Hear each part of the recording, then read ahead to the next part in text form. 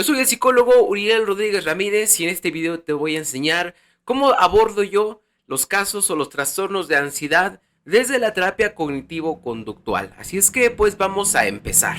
Para empezar, si tú no conoces la terapia cognitivo-conductual, quiero decirte que de forma general la TCC aborda tres aspectos del ser humano: los pensamientos, las emociones y la conducta. Y yo me atrevo a decir que el 95% de los pacientes que asisten a mi consulta tienen algún problema en estas tres áreas. Tienen problemas en sus emociones, problemas en sus pensamientos o problemas en sus conductas, en dos o incluso en los tres. Por eso mismo es que la TCC es una de las terapias más completas y que más evidencia científica tienen hasta este momento. Para empezar, la ansiedad como tal no es el problema. Claro que la ansiedad se puede volver un problema, pero la ansiedad más que un problema es la consecuencia de una problemática o de algo que la está originando. Entonces, pues la TCC primero investiga cuál es el origen de esa ansiedad. Es decir, tú en tu vida, puede ser en tu trabajo, en tu familia, en tu pareja o en algo, están pasando ciertas cosas problemáticas. Tú no cuentas con las herramientas para llegar a enfrentar de una forma asertiva ese tipo de problemas. Este problema te está causando a ti ansiedad. Entonces, muchas técnicas de respiración, de meditación, de escuchar música, de ir a la naturaleza, sí sirven como tal, pero no es lo único, ya que estas cosas o estos métodos, estas enseñanzas, atacan un poquito más las consecuencias que es la ansiedad. Pero cuando tú vas con un terapeuta cognitivo-conductual, aparte de atacar también la consecuencia que es la ansiedad, ataca el origen de la ansiedad. Y si tú atacas el origen, de forma obvia, va a atacar o va a disminuir lo que es la ansiedad disfuncional. Entonces, la terapia cognitivo-conductual se centra más en el origen. ¿Qué está causando que la persona en ese momento de su vida tenga ansiedad? ¿Qué conductas está teniendo?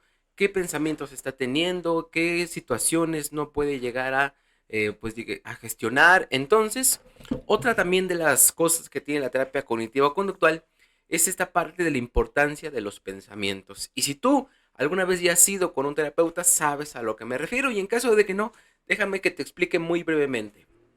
Básicamente, la TCC nos dice que los pensamientos influyen en una gran porcentaje en nuestras emociones, o sea, en cómo nos sentimos, y en nuestras conductas, o sea, lo que nosotros hacemos. Van relacionadas.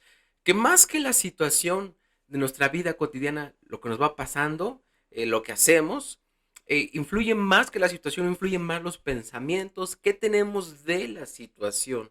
Es decir, las creencias intermedias, las creencias centrales de la situación, los pensamientos automáticos de la situación. Entonces, hay que ver cuál es esa forma de pensar, qué pensamientos está teniendo el paciente de lo que le está pasando y que le está originando cierta ansiedad disfuncional. Y obviamente, como nosotros creemos que un gran porcentaje de la ansiedad tiene que ver con estos pensamientos que van muy relacionados al catastrofismo, por ejemplo, una persona con ansiedad todo lo ve con miedo, con peligro, o sea, son pensamientos que va a pasar cualquier cosa, lo peor va a pasar. Son pensamientos, por ejemplo, que la persona se adelanta al futuro, o sea, no está viviendo totalmente en el presente, y al estar más enfocado en el futuro de una forma disfuncional, pues obviamente no se centra en el presente, tiene miedo de lo que aún ni siquiera ha pasado o no va a pasar o posiblemente ni siquiera pase, como el 95% de los pensamientos negativos que nosotros tenemos en nuestro día a día. Muy pocas veces pasan esos pensamientos, y en caso de que lleguen a pasar ese tipo de pensamientos, no pasan con la misma intensidad o con la misma sensación con la cual nosotros pensamos que va a pasar. O sea, sí pueden llegar a pasar, pero pasan en un mínimo, ¿no? Y si tú tienes las herramientas necesarias para enfrentar ese problema, pues todo va mucho mejor. Entonces, si la terapia cognitiva conductual nos dice que los pensamientos influyen en cómo nos sentimos y lo que hacemos, este tipo de terapia se acerca o aborda el modificar los pensamientos irracionales o los pensamientos disfuncionales, ¿no? Y aquí hay otra cosa.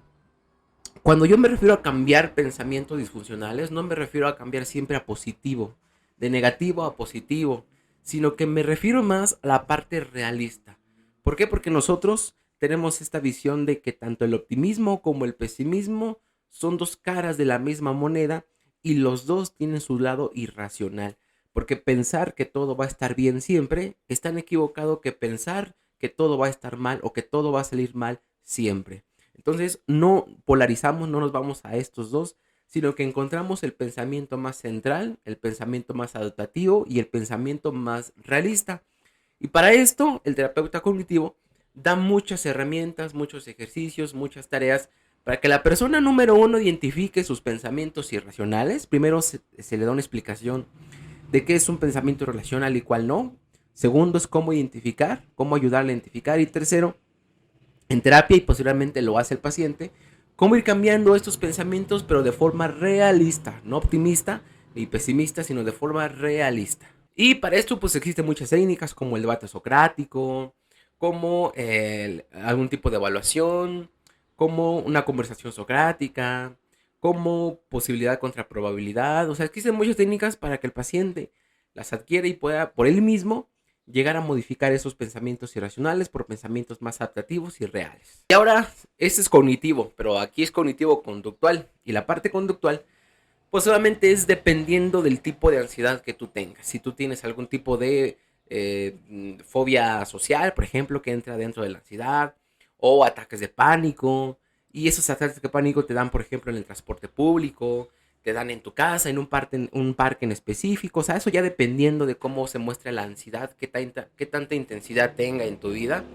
con qué tanta frecuencia la sientas, qué tanto ya te está superando la ansiedad, qué tanto en tus áreas de vida ya te está dificultando hacer cada una de esas actividades. Eso ya dependiendo, ahí entra la parte conductual.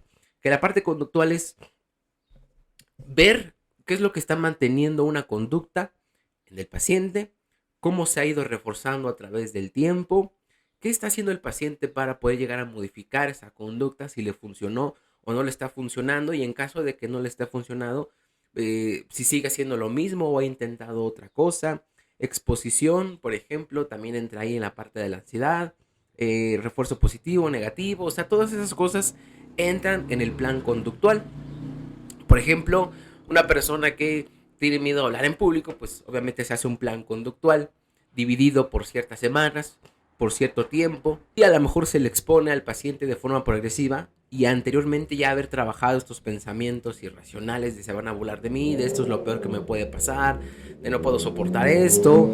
Una vez que ya se hayan trabajado este tipo de pensamientos, ahora sí, vamos a a la parte conductual, para que el cerebro vaya quitando esta asociación de que esto es algo peligroso, pero ya teniendo las herramientas necesarias para enfrentar esa situación. Si nosotros no vamos con un psicólogo y por nuestra cuenta decidimos enfrentar una situación difícil que nos causa ansiedad, tenemos que tener mucho cuidado porque incluso puede llegar a ser el efecto contrario. ¿Cuál es el efecto contrario? Que la fobia o que la ansiedad crezca aún más, lo doble o tres veces más.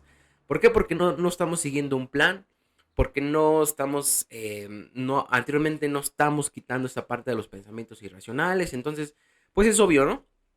Imaginen ustedes que yo tengo miedo a hablar en público, voy a hablar en público, se burlan de mí y mi fobia o mi miedo y mi ansiedad crecen aún más.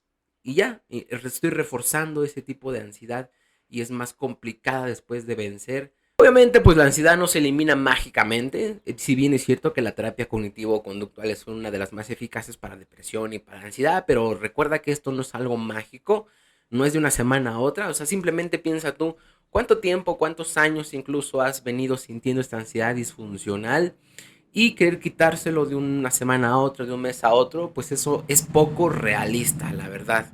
Entonces, a través de las técnicas, de las tareas, pues nos vamos acercando a todo eso. También hay que entender esta parte del trastorno porque la ansiedad es multifactorial, es decir, hay muchas consecuencias que nos llevaron a ese tipo de trastorno.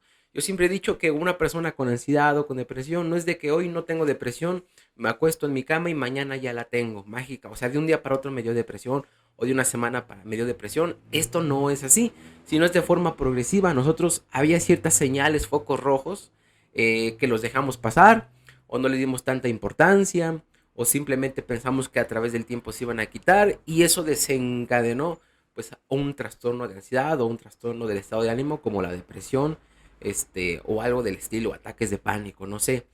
Y yo menciono mucho la palabra ansiedad disfuncional porque hay una ansiedad que es funcional.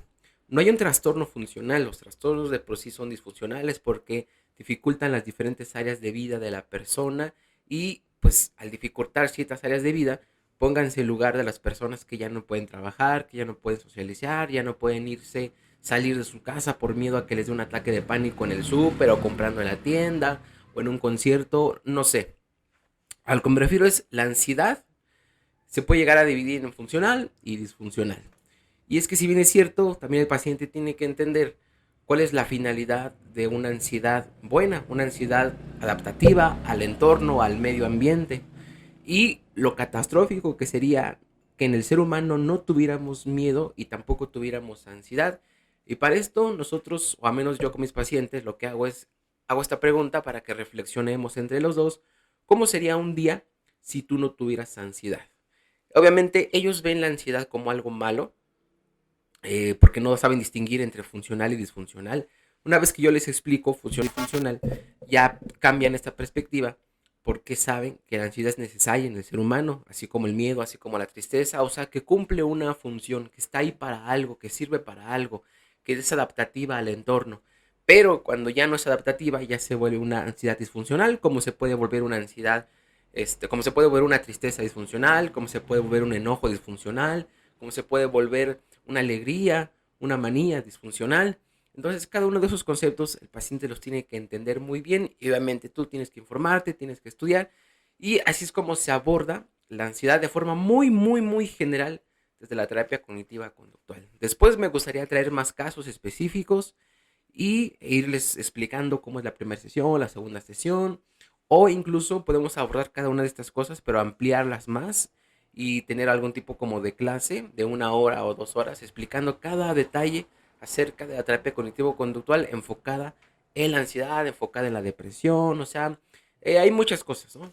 Lo básico es tú tener los conceptos, los métodos, las técnicas y ya cada uno adaptarlas según las necesidades del paciente y poder llegar a enfocarlas dependiendo a la problemática del consultante, ansiedad, depresión, ya tú las abordas o algún tipo de estrés, algo del estilo, pero en todos los trastornos no es de que origine los pensamientos, sino que es una parte importante los pensamientos dentro de los trastornos mentales como la ansiedad. Y bueno, básicamente así es un poquito cómo se maneja o cómo se trata la ansiedad. Desde la terapia cognitiva o conductual, si tú no has tenido oportunidad de ir con un psicólogo, pues es momento ya de hacerlo, porque yo siempre he dicho que ninguna persona merece vivir con ese tipo de calidad de vida, con ansiedad, con emociones disfuncionales, con conductas destructivas, disfuncionales. Entonces, si puedes cambiar ese tipo de situaciones y no sabes cómo hacerlo, no sabes dónde empezar, pide ayuda profesional con un psicólogo o un psiquiatra.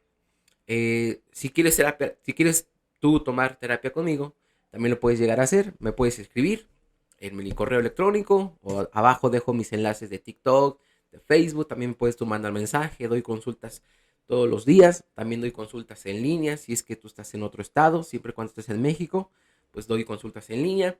No hay ningún problema. Si quieres tomar terapia conmigo, nada más me escribes y te voy a estar contestando. Eso sería todo por el video de hoy. Nos vemos hablando próximamente de otros trastornos como la depresión, que también por ahí me pidieron hablar acerca de la bipolaridad, la ciclotimia. Vamos viendo un poquito de forma general y después voy a ir subiendo videos más largos de 1 hora y media. Ahora sí, hablando más detalladamente y específicamente de este tipo de abordaje de la TCC. Aquí fue más de forma general, pero bueno, espero que les haya servido la información, espero que les haya gustado, que hayan aprendido, que hayan comprendido un poquito más, porque hay muy mala información respecto a la ansiedad. Hay muchos mitos, hay mucha mala información, casi de todos los trastornos, pero ansiedad y depresión, como son los más comunes, es lo que más veo, estos mitos que existen. Y pues es momento de informarnos de una forma más verídica, con evidencia científica y desde algo concreto y que tenga algún tipo de método, ¿no? Pero bueno, yo soy psicólogo Uriel y nos vemos hasta el próximo video. Bye.